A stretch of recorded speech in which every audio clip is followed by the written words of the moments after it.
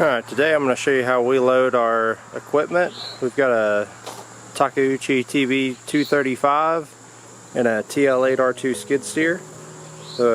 Just haven't been able to find a lot of good information on what chains to use, what kind of binders, all that kind of stuff. And you can flip a machine loading it on a trailer if you don't do it right. So it's kind of important with all the people getting into this stuff.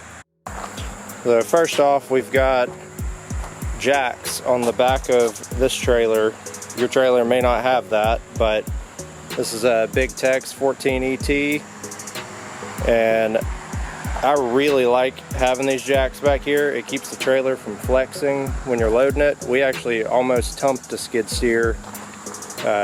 If it didn't have any attachment on the front of it, and it was getting loaded, and it was kind of on a hill, so it almost tipped over, and that would not have been a fun or cheap fix.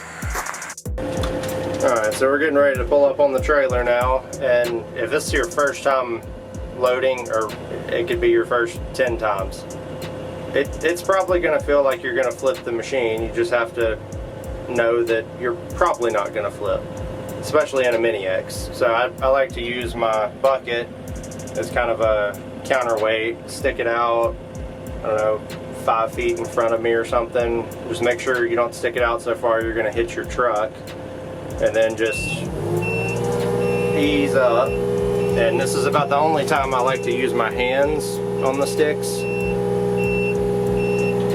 And that way you make sure you're staying straight. And if you're feeling like you're going to flip too much, just drop down a little bit. Just know you're going to hit forward really hard.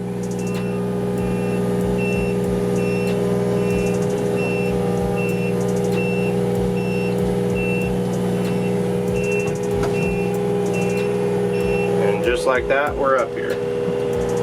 And make sure you're not squatting your truck too much when you load. So you want to put most of your weight on your trailer, not your truck.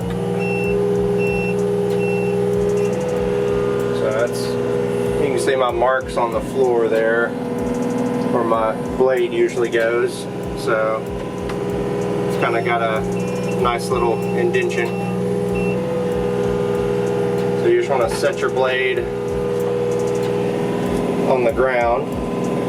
You're not trying to force yourself into the trailer, you're just trying to keep the machine from sliding forward or backward.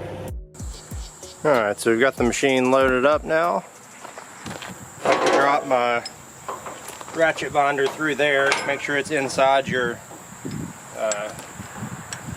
point there. Don't ever hook on the outside of these, because if you hit something it could break the chain. Come over here and hook to that. And I love these ratchet binders. They just make life a lot easier. You just flip it, change your direction, get started, good. Crank it down.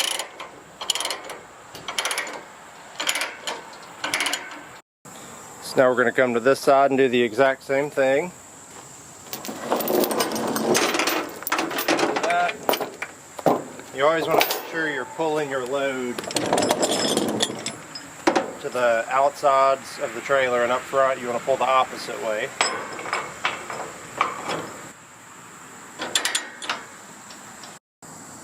So this third one is the one people forget about a lot, and that's having a chain over your bucket. So that would keep, if the trailer flipped or something, it would just keep that from spinning. Especially these Takeuchi machines, they have really good slew bearing systems in them for the spinning, so they're nice and smooth, so I could definitely see that spinning off when it doesn't need to in an accident. So the last one we're going to do is up here. And you know, I guess it could be argued you could use 2 up here. I use 1 because it just works out better and I know it's not going anywhere. So I take and run a chain on each side.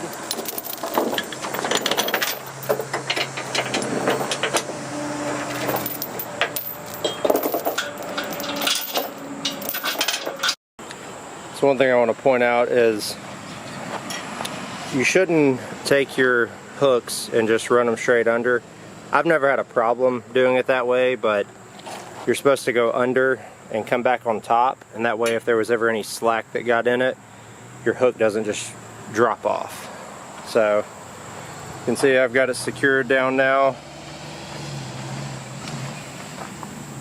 all the way around, and this thing isn't going anywhere. The chain I'm using is grade 70, and it is 3/8 chain. I think you could use 5/16, but I always like to err on the side of caution, make sure I've got overkill. These ratchet binders are from Amazon. They are the 5,400 pound working load limit.